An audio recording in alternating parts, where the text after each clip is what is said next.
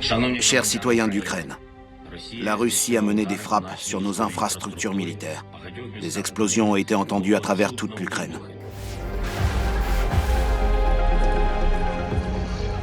Aux premières heures du 24 février 2022, la Russie attaque l'Ukraine sur plusieurs fronts et lance des missiles sur tout le pays.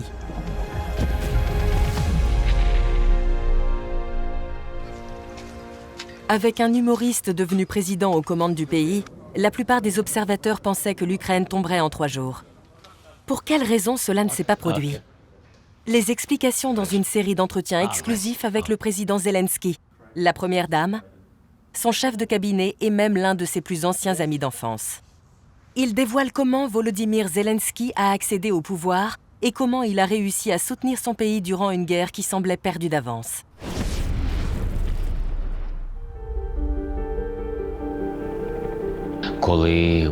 Avec les premières explosions de missiles, tout le monde a eu peur de ce qui allait se passer ensuite. Mais la seule vraie question, c'était comment allez-vous réagir face à la situation?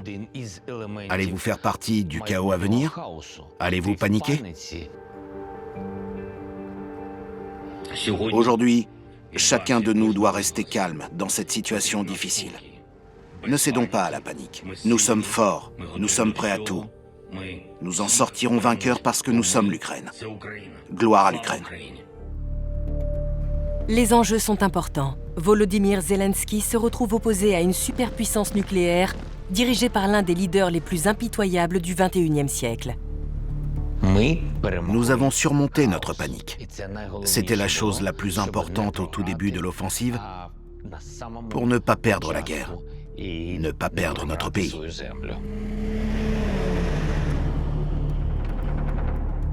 Les troupes russes progressent rapidement, attaquant par tous les fronts.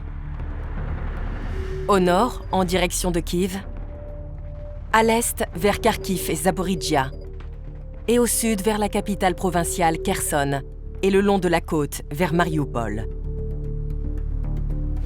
Nous nous sommes unis, nous nous sommes concentrés sur le fait que c'était un ennemi et que nous devions défendre notre pays. Des combats intenses ont lieu dans les banlieues proches de Kiev. Le président Zelensky appelle tous les Ukrainiens à se porter volontaires.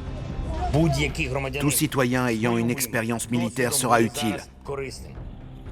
Il dépend de vous et de nous tous d'empêcher que l'ennemi n'avance plus loin sur le territoire de notre pays indépendant. Malgré cet appel aux armes, les services de renseignement américains prévoient que la guerre sera terminée en 96 heures. Les Ukrainiens fuient vers la frontière. В центре жить уже невыносимо, пролетают снаряды над головой, это очень страшно. Au moins 150 000 Ukrainiens fuient le pays, malgré l'appel de Volodymyr Zelensky à prendre les armes et à se battre pour le pays.